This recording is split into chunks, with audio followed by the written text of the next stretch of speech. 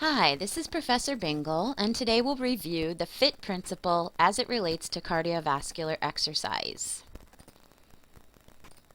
The FITT principle stands for frequency, intensity, time, and type.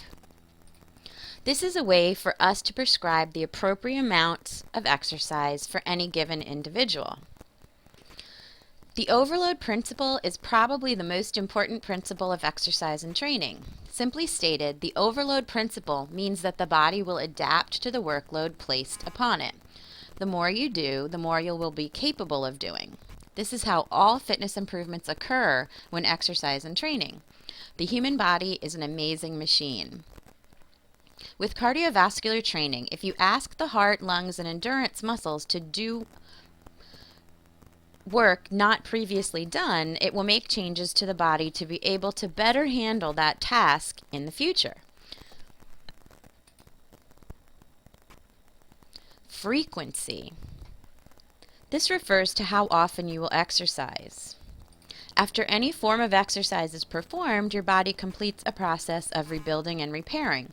So determining the frequency of exercise is important in order to find a balance that provides just enough stress for the body to adapt, but also allows enough rest time for healing. Also, the number one reason people give for not exercising is because they don't have the time. So, a busy person is very unlikely to work out 5 times a week. A beginner probably shouldn't work out 5 times a week. A fitness enthusiast definitely should work out 5 times a week, and athletes may even work out more than that.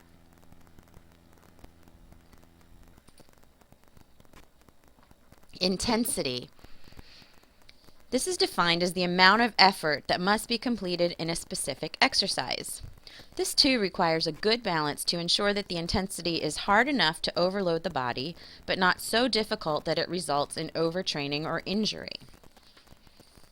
The American College of Sports Medicine recommends working at 65 to 90% of your maximum heart rate, 50 to 85% of your heart rate reserve, 12 to 16 of your rating of perceived exertion, 6 to 10 METs or metabolic equivalents, or using the talk test.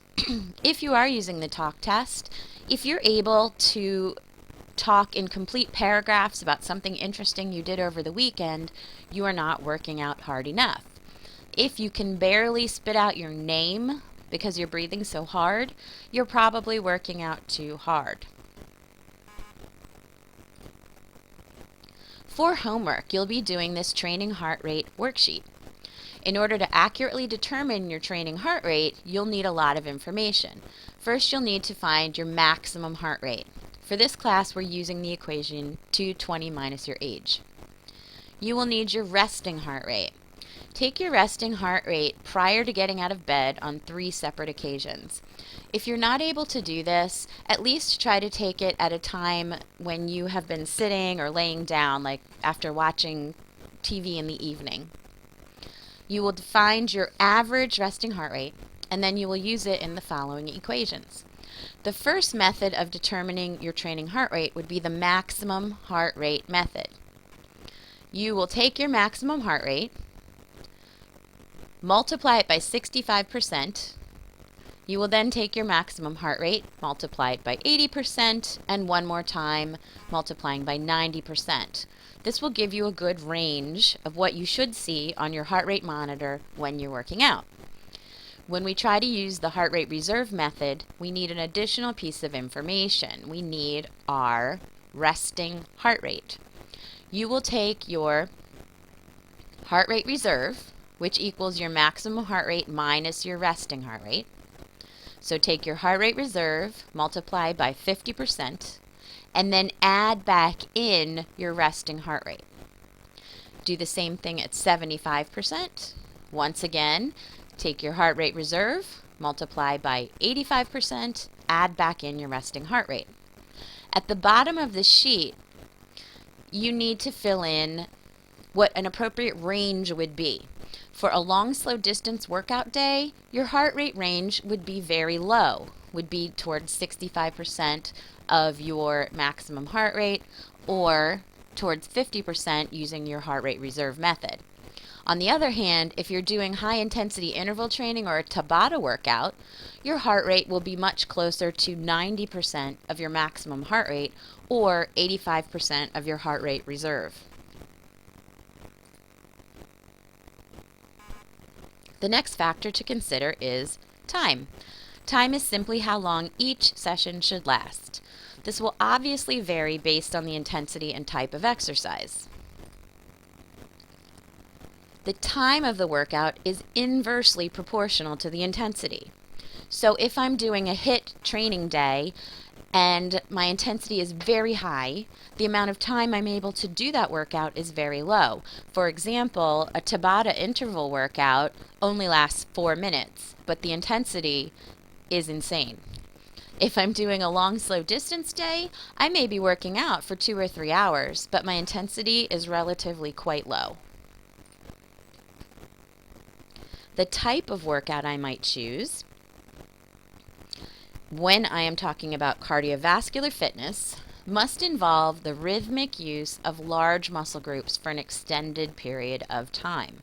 So examples of appropriate exercises would be running, swimming, biking, basketball, Zumba, kickboxing, pickup football game, ultimate frisbee. Probably not golf, probably not baseball. I need to be moving my large muscle groups consistently for a period of time. Some people add another letter to the equation, an extra F for fun. Exercise that you enjoy is exercise that you will do. When you begin working in this industry, whether as a physical therapist, personal trainer, director of a fitness facility, the most important thing is to get people moving and to get them doing some exercise. If you are able to tap into their enjoyment, you will have people who are happy with your services and who see results. Other principles of fitness include specificity, which is pretty obvious. The principle is just how it sounds. How you exercise should be specific to your goals. If you're trying to improve your time for a race, you should focus on speed workouts. If you want to run a marathon, you should focus on long, slow distance workouts. Only the parts of your body that are involved in the workout will improve. So you need to make sure your training matches your goals. The principle of progression simply means that we can't increase our intensity all at once. For example, I would not increase the frequency and the intensity and the time of my workout in 1 week. That would be crazy. That would lead to overtraining or injury. I might increase the frequency for a week and then the following week change the intensity a little bit, and over time I would create a plan that involves a nice, slow, logical progression of overload based on my goals. The principle of reversibility is also known as the use it or lose it principle. Unfortunately, if you stop exercising, you will lose the benefits that you had gained. So if you are injured, if you go on vacation, if you get really busy at work, you will unfortunately lose many of the benefits that you had gained from your previous workouts. The principle of recovery is something that we overlook a lot.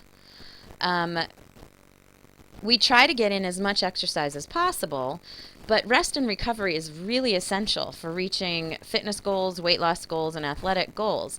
If you don't allow your body to rest and recover, it cannot perform as well in the future. Here ends the FITT principle.